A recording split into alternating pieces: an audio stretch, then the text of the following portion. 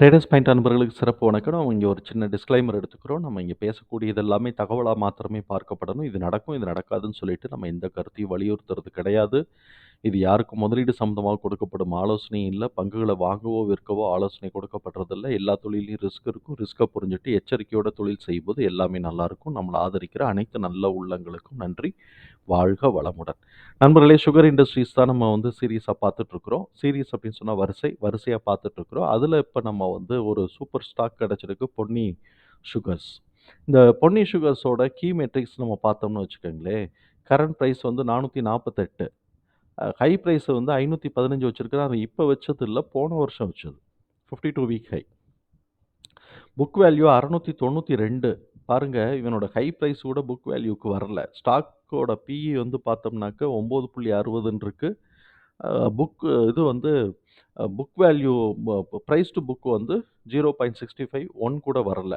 இவன் return on capital employed 11.7 எடுக்கிறான். Return on equity 9.34 எடுத்திருக்கிறான். இது நமக்கு 10% மினிமம் வேணுங்கிறது தான் எல்லாருடைய அசம்ப்ஷன். அது அது கொஞ்சம் 0.65% கம்மியா இருக்குங்கிறது தான் இது. இத ஒரு நெகட்டிவாவும் சொல்லிக்கிட்டு இருப்பாய்ங்கன்னு வச்சுக்கோங்களேன், விட்டுருவோம். கிரஹம் நம்பர் 852 இருக்கு கிரஹம் நம்பர். அதே மாரி இன்ட்ரின்சிக் வேல்யூ 669 இருக்கு. மை டிடிஎம்மோட இன்ட்ரின்சிக் வேல்யூ 700 இருக்கு. ஆல்மோஸ்ட் இது டெப்ட் ஃப்ரீ கம்பெனி. 00 தான் டெப்ட். இன்ட்ரெஸ்ட் கவர் ரேஷியோவே பார்த்தீங்கன்னா 362 இருக்கு. அவனோட பேலன்ஸ் ஷீட்ட பார்த்தோம்னா, ஷேர் ஹோல்டர் ஃபண்டே பெரிய லெவல்ல இருக்கும். 450 கோடி அந்த ரேஞ்சுல இருக்கும். ஸோ, அப்ப 450 கோடின்னு சொல்றேன். 450 பெர் ஷேருக்கு வேல்யூவே அவ்வளோ தூரம் போகும். ஷேர் ஹோல்டர் ஃபண்டே. இது நல்ல நல்ல கம்பெனி அசெட் இருக்கு. சரி, என்னப்பா இது எல்லாம் இவ்வளோ தூரம் சொல்லியிருக்கிற, ஆனா ஷேர் பிரைஸ் என்ன ஏறவே மாட்டேங்குது அப்படின்னு சொன்னா, உள்ள போய் பார்த்தோம்னு வச்சுக்கோங்களேன், பிசினஸ்ல ரெவென்யூ கன்சிஸ்டன்ட்டா இல்லங்க. 2022, 23 தான் கன்சிக்யூட்டிவா அப் ட்ரெண்டுக்கு போயிருக்கு. பாக்கி எல்லா வருஷமும் ஒரு தடவ அப்பு போச்சுன்னா, அதுக்கப்புறம் டவுனுக்கு போகுது. இல்லாட்டி ஸ்டேபிளா இருக்கு. ஸ்டேபிள்னா சைட்வேஸ்ல போகுது. அப்புறம் ஒரு வருஷம் திடீர்னு அப்ல போகுது. அப்புறம் ஒரு வருஷம் திடீர்னு டவுன்ல போகுது. முக்கியமா என்ன காரணம் அப்படின்னு சொன்னோம்னாக்க, இப்போ பிரைஸ் இன்டர்நேஷனல் பிரைஸ் பயங்கரமா இது கண்ட்ரோல் பண்ணும். இத இன்ஃப்ளூயன்ஸ் பண்ணும். இது ஒரு பார்ட்டு. 2வது, இவனுடைய பிசினஸ்ல செக்மென்ட் அனாலிசிஸ் பண்ணோம்னு வச்சுக்கோங்களேன். செக்மென்ட் அனாலிசிஸ் பண்ணினோம்னா, இவங்கிட்ட சுகர் அண்ட் கோஜெனரேஷன் தான் இருக்கு. இந்த கோஜெனரேஷன்ங்கிறது பவர் ஜெனரேஷன். எது இந்த மொலாசிஸ் சுகர் கேன் ஜூஸ் எடுத்ததுக்கு பிறகு வரக்கூடிய ஃபில்டர் பண்ண வேஸ்ட்லேருந்து வரக்கூடிய மொலாசிஸ்லேருந்து இவங்க கொஞ்சமா எத்தனால் எடுத்து பவர் ஜெனரேஷன் எடுத்துக்கிறாங்க. ஆனா, அப்ப ஏன் மிச்ச பாரத்தோ, பல்ராம் சீனியோ இதெல்லாம் எப்படி இருக்கு அப்படின்னு சொன்னா, இஐடி பேரிங் இதெல்லாம் எப்படி இருக்கு அப்படின்னு சொன்னா, இவங்க டிஸ்டில்லரி லைசென்ஸ் வாங்கி வச்சிருப்பாங்க. அதாவது சுகர் சுகர கிரஷ் பண்ணோம் அப்படின்னு சொன்னா, ஜூஸ் வருது. அந்த ஜூஸ நம்ம சுகருக்கும் உண்டான ஜூஸ மாத்திரம் ஃபில்டர் பண்ணோம்னாக்கா, அது பியூர் ஜூஸ் அந்த சைடு போயிருது. கிட்டத்தட்ட ஒரு 70, 75% அந்த சைடு வந்துரும். இந்த 25-30% வரைக்கும் நம்ம 35% ரேஞ்சுக்கு பார்த்தோம்னா, வேஸ்ட் ரெசிட்யூ ஆகும். இந்த ரெசிட்யூஸ மொலாசிஸ் மொலாசிஸ் பி, சிலாம் சொல்லுவாங்க. அப்ப இதிலிருந்து இவங்க என்ன பண்ணுவாங்க அப்படின்னு சொன்னாக்க, எத்தினால் எடுப்பாங்க. இந்த எத்தினால் எடுக்கிறதுக்கு லைசென்ஸ் வாங்கணும். இப்ப இவங்க எத்தினால மொலாசிஸ வச்சுட்டு இவங்க எடுக்கக்கூடிய எத்தினால வச்சு டிஸ்டில்லரிக்கு போக முடியாது. பவர் ஜெனரேஷனுக்கு தான் போக முடியும். அதுக்கு தான் இவங்கள்ட்ட லைசென்ஸ் இருக்கு. வேற சிஐடி பேரியோ இல்லாட்டி பாரத் இவங்கெல்லாம் டால்மியா பாரத்தோ இவங்கெல்லாம் பார்த்தோம்னா டிஸ்டில்லரி லைசென்ஸ் வச்சிருப்பாங்க. அப்ப டிஸ்டில்லரிக்கு போகும். அப்ப இவங்களுக்கு பார்த்தோம்னா, அ ம கோஜெனரேஷன் ஆன பவர் ஜெனரேஷனுக்கு கெப்பாசிட்டி அளவுக்கு தான் இருக்கே தவிர்த்து, டிஸ்டில்லரி இதுக்கு ஈக்குவலா டிஸ்டில்லரி எடுத்தா மாத்திரம் தான், இவங்களோட அன்ஸ்டேபிள் பிசினஸ ஓரளவுக்கு ரெவென்யூவ ஸ்டேபிள் பண்ண முடியும். இதுதான் இவங்க கிட்ட இருக்கக்கூடிய லேக்கு. இவங்களுடைய பிசினஸ் அன்ஸ்டேபிளா ரெவென்யூ வர்றதுக்கோ, ப்ராஃபிட் வர்றதுக்கோ இதுதான் காரணம். அப்படிப்பட்ட இந்த கம்பெனி நாளைக்கு எத்தனாலுக்கு இது எத்தனால் இப்போ ப்ரொடியூஸ் பண்ணுவாங்க. பட் எத்தனால் ஃபார் பயோ பயோஃபியூலுக்கு மாத்திரம் தான் வச்சிருப்பாங்க.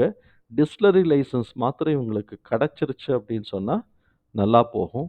ஏன்னா இது ரொம்ப மிச்ச இண்டஸ்ட்ரி மாரி சுகர் இண்டஸ்ட்ரி இல்ல. பேக்வேர்ட் இன்டகிரேஷன் ரொம்ப ஸ்ட்ராங்கா இருந்தா மாத்திரம் தான் கம்பெனி ரன் பண்ண முடியும். இல்லாட்டி மிஷினுக்கு வந்து ஊதுபத்தி சூடத்த கொளுத்தி, சூட காட்டிக்கிட்டு பூஜை பண்ணிட்டு வேணா இருக்கலாம். பேக்வேர்ட் இன்டகிரேஷன் அப்படிங்கிறது ரா மெட்டீரியல் சப்ளை. அதாவது சுகர் கேன் சப்ளை. அதில இருக்கக்கூடிய ப்ராப்ளத்த பேசுனீங்கன்னா, சுகர் கேன் 1 வருஷம் இவங்க பிசினஸ் ஆப்பரேஷன் பண்றது பிப்ரவரி மாசத்துக்கு பிறகு தூசி தட்டி எல்லாத்தையும் எடுப்பாங்க. ஏன்னா 24 த்ரூ அவுட் த இயர் வந்து ஈல்டு கிடைக்காது.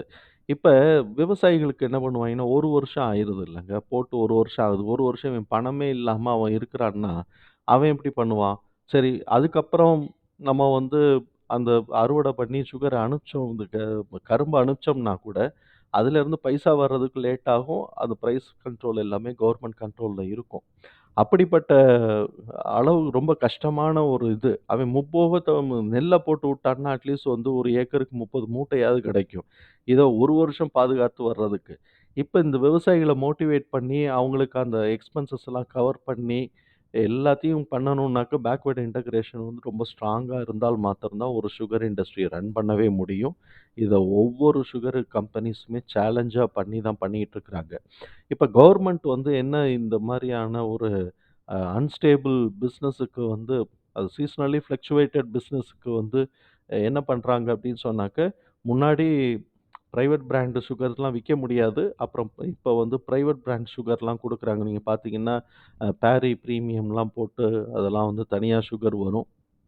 சுகர் கியூப்ஸ்லாம் வரும். ஸோ, இப்ப அந்த மாரி ஒரு செல்ஃப் பிராண்ட் பண்ணிக்கிறாங்க. அதுல வந்து பிரீமியம் பிரைஸ். இங்க நீங்க பப்ளிக் டிஸ்ட்ரிபியூஷன்ல ரூ. 20க்கோ, ரூ. 25க்கோ வாங்குனீங்கன்னா, அதெல்லாம் வந்து double the price cost plus கிடைக்கும். அதுக்கப்புறம் இவங்க டிஸ்டில்லரி லைசென்ஸ் எடுக்கணும். அது வந்து அடுத்த மேட்டர். டிஸ்டில்லரி லைசென்ஸ் எடுத்தா மாத்திரம் தான் வேஸ்ட்டான மொலாசிஸ இந்த சைடு எத்தனால்லேருந்து அவங்க டிஸ்டில்லரீஸ்க்கு கொண்டு போக முடியும். இவங்கள பொறுத்தவரைக்கும் டிஸ்டில்லரி வந்து வீக்கா இருக்கு. கடன் இல்லாத கம்பெனி பிசினஸோட ஃப்ளக்சுவேஷன் ஷேர் பிரைஸ மேல ஏத்த மாட்டேங்குது. இதுதான் நான் பார்க்கறது. இத வந்து வேல்யூவேஷன நீங்க சும்மா வேற கம்பெனிஸோட நம்ம பார்த்தோம்னு வச்சுக்கங்களேன். இவனோட கேஷ் ஃப்ளோ ஸ்டேட்மெண்ட்டையும் பார்த்துரலாம். கேஷ் ஃப்ளோ ஸ்டேட்மெண்ட் இப்ப தான் வந்து பாசிட்டிவா டர்ன் ஆயிருக்கு. எப்போதும் பாசிட்டிவா இருக்கனாலும் கொஞ்சம் முன்ன பின்ன இருக்கு. ஏன்னா, பயங்கர ஃப்ளக்சுவேஷன் இதில எதிர்பார்க்க முடியாது. இந்த சைடு நம்ம வந்து பார்த்தீங்கன்னா, இந்த டெப்டார்ஸ் இன்சைட் பார்த்தோம்னு வச்சுக்கங்களேன், எல்லாமே இப்போ குறைஞ்சுகிட்டே வந்திருக்கு பாருங்களேன். 19 எங்க 57 இருந்தது. எது டெப்டார்ஸ் டேஸ் 57லேருந்து 19ஆ குறைஞ்சிருக்கு. இன்வென்டரி டேஸ் வந்து 143லேருந்து 40 நாள் குறைஞ்சு 106க்கு வந்திருக்கு. டேஸ் பேயபிள் பார்த்தீங்க அப்படின்னு சொன்னா 66 நாள்லேருந்து 48 நாள் வந்திருக்கு. Conversion cycle cash conversion cycle 135லிருந்து 170 வெறும் 77க்கு வந்திருக்கு. கிட்டத்தட்ட பாதி பெர்சன்ட் குறைஞ்சிருக்கு. அப்படின்னா டிமாண்ட் இன்கிரீஸ் ஆகுது அப்படிங்கிறத நம்மளால புரிஞ்சுக்க முடியுது. அதனால அடுத்த இந்த வரக்கூடிய ரிசல்ட்டும் நல்லா வரும்னு நம்ம எதிர்பார்க்கலாம். இந்த ரிசல்ட் நல்லா வருமா? டிடிஎம்மையாவது கவர் பண்ணுவாங்களான்னு சொல்லிட்டு நம்ம குவார்ட்டர்லில போய் பார்த்தோம்னாக்க, ரெவென்யூ இதுவரைக்கும் வந்து ரூ. 350 கோடி எடுத்திருக்கிறாங்க. இனிமே ஒரு 100 கோடி, 150 கோடி, 120 கோடி ஸ்டேபிளா எடுத்துட்டாங்க அப்படின்னு சொன்னாக்க, ஷேர் வந்து புஸ்ஸுன்னு மேல ஏறுறதுக்கான வாய்ப்புகள் இருக்கு. அததான் நம்ம வந்து இப்போதைக்கு சொல்ல முடியும். அப்ப இவனோட பிசினஸ் எல்லாமே நல்லா இருக்கு. ஃப்ளக்சுவேஷன் தான் பிசினஸ் ஃப்ளக்சுவேஷன் தான். மத்தபடி எல்லாமே நல்லா இருக்கு. அப் ட்ரெண்ட்ல தான் இருக்கு. இந்த மாதிரியான இந்த கம்பெனியோட நம்ம டெக்னிக்ஸ்ல பார்த்தோம்னா, இது மந்த்லி கேண்டில் தான் நான் வச்சிருக்கிறேன். இந்த மந்த்லி கேண்டில்ல பார்த்தீங்கன்னா, 2020லேருந்து ஒரு ஸ்டேஜ் ஏறிட்டு திருப்பி அந்த ஸ்டேஜ வந்து அந்த இதில எவ்வளோ ஏறுனா பாக்கி 0.236க்கு வந்துட்டு அப்படியே நின்னுகிட்டே இருக்கிறான் பாருங்க. அதுக்கப்புறம் அடுத்த வருஷம் டொபக்குன்னு ஏறிட்டு, திருப்பி அப்படியே அந்த சைக்கிள்ல நின்னுட்டே இருக்கிறான். அதே மாரி இந்த தடவ டொபக்குன்னு ஏறுனான்னா கூட, கிட்டத்தட்ட 820க்கு வர்றதுக்கு வாய்ப்பு இருக்கு. இந்த 820 நம்ம எப்படி பிரெடிக்ட் பண்றோம் அப்படின்னு சொன்னோம்னாக்க, இந்த இடத்தோட ஹை இந்த ஹைலேருந்து இந்த லோ வரைக்கும் ஒரு ஃபிபனாசி நான் போட்டேன். இந்த ஃபிபனாசில நம்ம பார்த்தோம் அப்படின்னு சொன்னா, இதோட பிரைஸ் வந்து பார்த்தோம்னா, இத நான் டெலீட் பண்றேன். இதோட பிரைஸ் வந்து பார்த்தோம்னு வச்சுக்கங்களேன், இந்த ஹைலேருந்து இது கிட்டத்தட்ட 50% வந்திருக்கா? இது வந்து 489 இது 673. 483 673 மைனஸ் 483 போட்டோம்னா 190. 190 டிவைடட் பை 2 போட்டோம்னா 95 ப்ளஸ் 489 போட்டோம்னா 584. இவனோட ஹை வந்து பார்த்தோம்னாக்க 585 வச்சிருந்திருக்கிறாங்க. கரெக்ட்டா. கரெக்ட்டா 50%. இப்ப இதே லாஜிக்க வந்து இப்ப இருக்கக்கூடிய இதுக்கு நம்ம போடுவோம். இதே லாஜிக்க நம்ம போடுவோம். இதே லாஜிக்க நம்ம போடும்போது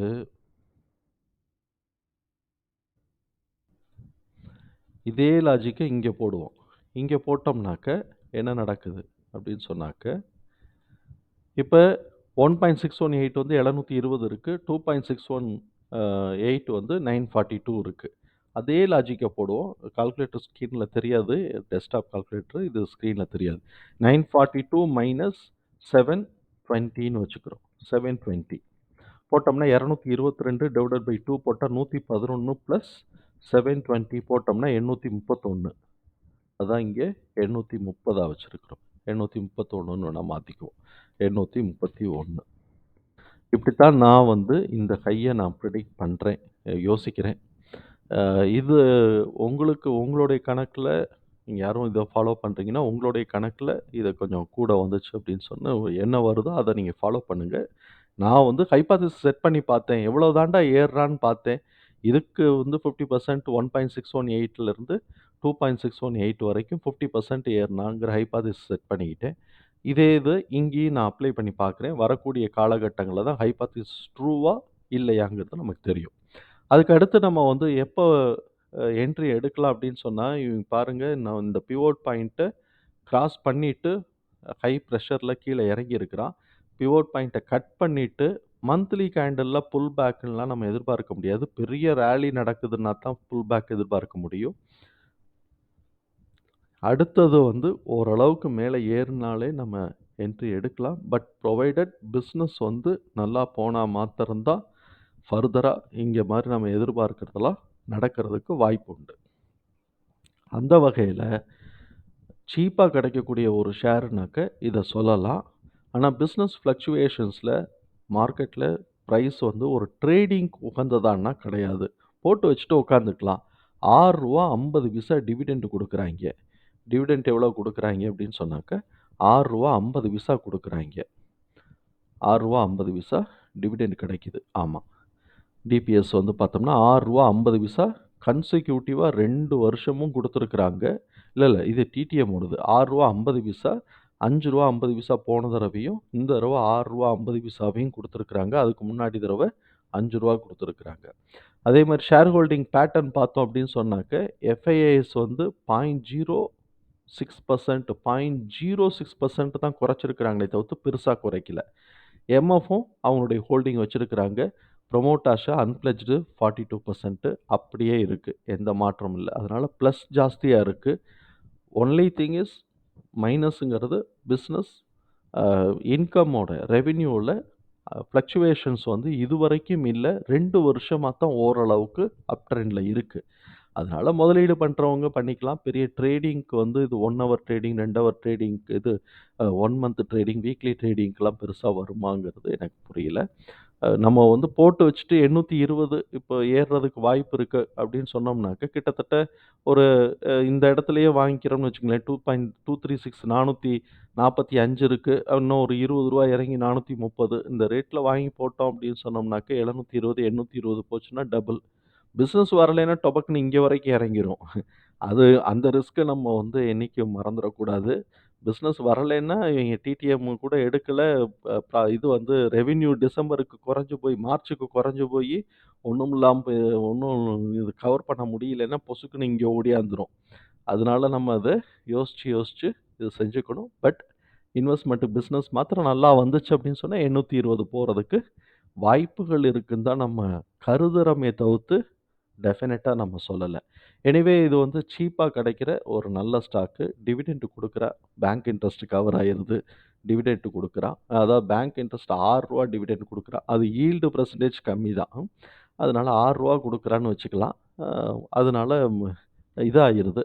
நமக்கு வந்து ஓரளவுக்கு அ ஏதோ அ வட் பேங்க்ல போட்டா இந்த வட்டி வருமான்னு தெரியல. இது கட்டணம் கம்மியா வந்தாலும் ஏதோ உனக்கு வருதுன்னு வச்சுக்கலாம். ஸோ, அப்ப நல்ல ஸ்டாக்க டிஸ்கஸ் பண்ணியிருக்கிறோம். பிசினஸ் மாத்திரம் நல்லா குடுத்துட்டாங்கன்னா, அடிச்சு கெளப்பி ரூ. 1000 போனாலும் ஆச்சரியப்படுறதுக்கு இல்ல. என்ன டெப்ட் ஃப்ரீ கம்பெனி. அதனால நல்ல கம்பெனி. பிசினஸ் நல்லா வந்துச்சுன்னா மேல போகுங்கிற நம்பிக்கை நமக்கு இருக்கு. நண்பர்களே இந்த தகவல் நமக்கு வந்து நல்லா பயனுள்ளதா இருந்ததுன்னா, சங்கருக்கு ரொம்ப சந்தோஷம் தான். என்னை ஆதரிக்கிற அனைத்து நல்ல உள்ளங்களுக்கு நன்றி. எல்லா நண்பர்களுக்கும் நன்றி. வாழ்க வளமுடன்.